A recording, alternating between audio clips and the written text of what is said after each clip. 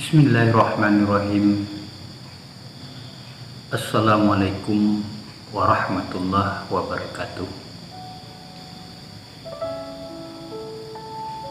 Alhamdulillahirabbil alamin. Asyhadu an la ilaha illallah wa asyhadu anna Muhammadar Rasulullah. Allahumma shalli ala sayyidina Muhammad wa ala ali sayyidina Muhammad.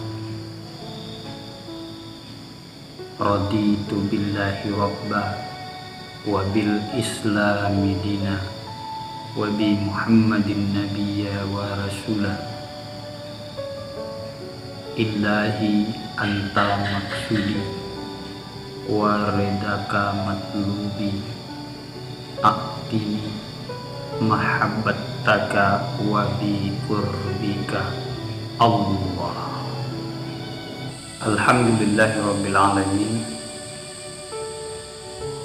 Para sahabat-sahabat dan pendengar sekalian yang dirahmati Allah Subhanahu wa taala.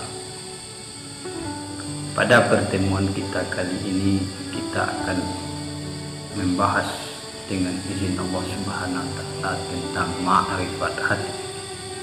Artinya mengenal akan hati. Memang banyak terjadi di kalangan-kalangan bahasa kita sehari-hari. Hati, yang sakit hati, yang senang hati, yang gembira hati, yang sedih pun hati. Sedih sekali hati saya, sakit sekali hati saya dibikinnya. Begitu penting peranan hati di dalam kehidupan kita ini. Bahkan sampai Rasulullah mengatakan dalam sebuah hadis yang diriwayatkan Imam Muslim, yang artinya di dalam tubuh anak Adam ini ada segumpal darah, segumpal daging. Apabila itu baik, maka baiklah seluruh tubuh. Dan apabila itu rusak, maka rusak pula seluruh tubuh kita ini. Apa itu? Yaitu hati. Dan banyak lagi orang-orang bijak mengatakan di dalam tubuh anak Adam ini ada zat yang paling adil. Itulah dia kalbi, kata orang Siak, nurani, kata orang pandai, raso pariso, katanya. Dan musuhnya seperti yang kita sebut sebelumnya itu adalah nafsu. Nah, sekarang apa sebenarnya hati itu dan ada apa di dalam hati itu? Inilah maksud dan tujuan kita pada pertemuan kali ini. Jangan lupa simak sampai tuntas agar tidak terjadi gagal paham. Paham? Mari kita ceritakan. Hati ini tempat jatuhnya tilikan Allah Subhanahu wa taala.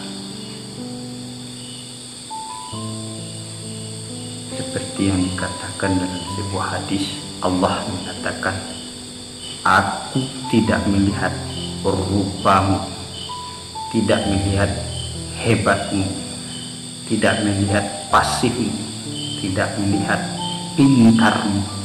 Yang aku lihat adalah hatimu, kata Allah. Allah yang mengatakan. Dia tidak melihat gagah kita, sorban kita dia tidak lihat. Itu pakaian kita, hebat kita. Yang dia lihat hati. Kemana kita bawa hati kita itu? Kepada dunia atau kepada Allah? Itu saja.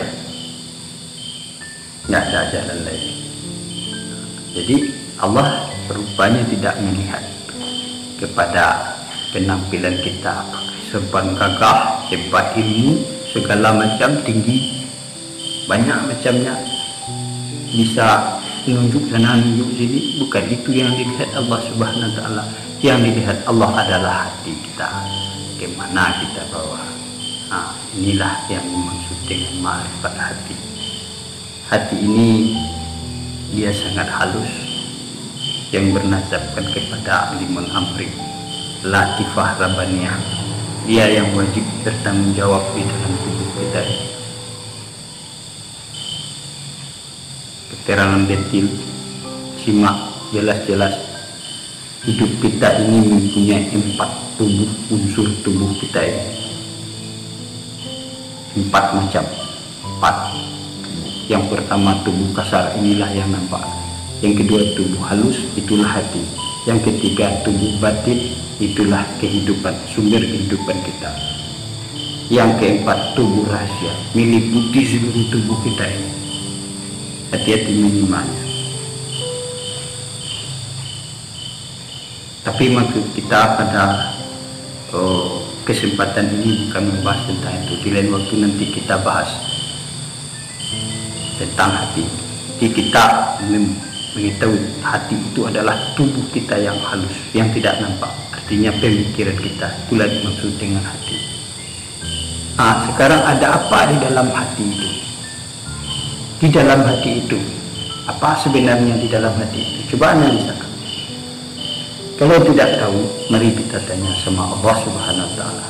Maka langsung dijawab oleh Allah Subhanahu wa taala di dalam surat Al-Baqarah ayat 10. Bismillahirrahmanirrahim. Fi qulubihim maradan fazadahumullahu maradan walahum azabun alim bima kanu yasifun.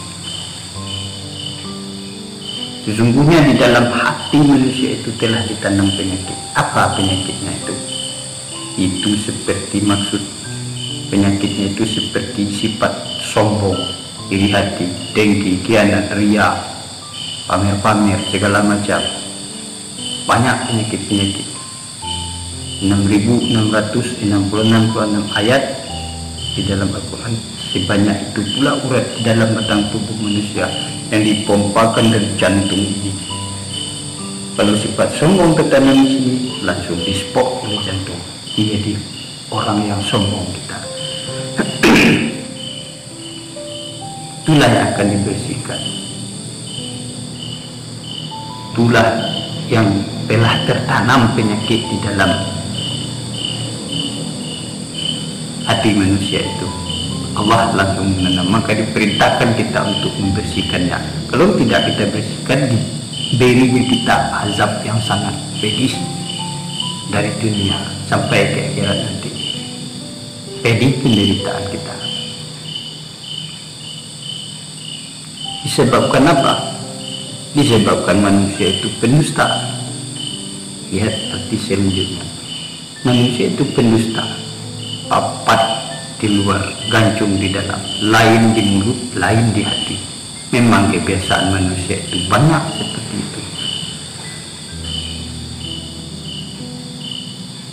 Nah, jadi itulah diperintahkan kita membersihkannya. Cara membersihkannya mungkin kita semua sudah banyak tahu, banyak paham, tapi langsung kita bahas pada kesempatan ini, yaitu segala sesuatu ada pembersihnya, kata Nabi. Pembersih hati yang kotor, jiwa yang ternoda dengan zikrullah. Tidak ada jalan lain. Zikrullah, ingat zikrullah. Zikir artinya ingat Allah, ingat Allah. Walaupun kita zikir nanti ingat segala macam mobil, uang, harta, segala macam, itu bukan zikrullah. Zikir harta namanya. Untuk ingat kepada Allah kita perlu kenal akan Allah, ma'rifat Allah. Inilah dikatakan kalangan-kalangan ulama terkemuka. Awaluddin ma'rifatullah. Awal daripada agama ini kenal akan Allah. Kalau kita sudah kenal Allah, baru kita bisa mengingat Allah. Zikrullah namanya itu. Di mana kita ingat? Di atas, di bawah, di belakang, di mana? Ini butuh pelajaran. Tapi sekarang, mari kita kenali dulu hati. Itulah hati. Tubuh kita yang halus, yang tidak nampak, tapi dia tahu, mengetahui segala hal. Coba renungkan. Tahu dia segala hal. Inilah yang dibersihkan dengan sifat-sifat sombong, ria, takabur, sok pintar, sok ilmu tinggi. Itu sifat jeleknya itu. Kita bersihkan dari itu dengan zikrullah. Caranya dengan zikrullah itu cari metode-metode yang pas. Artinya pelajari. Kalau tidak tahu kita zikrullah, ingat kepada Allah. Memang ada zikir zahir, subhanallah, alhamdulillah, la ilaha illallah, subhanallah, alhamdulillah, la ilaha illallah. Mantap. Sebelum kita sampai kepada zikir Allah yang tubuh yang halus itu, di mana namanya saja ingat, bukan menyebut. Ingat zikrullah, ingat akan Allah itu, ingat itu letaknya di hati. Tapi Allah itu di mana? Di luar dari dalam, nanti kita bahas. Mudah-mudahan dengan pengenalan makrifat hati ini, dengan bahasa hati ini,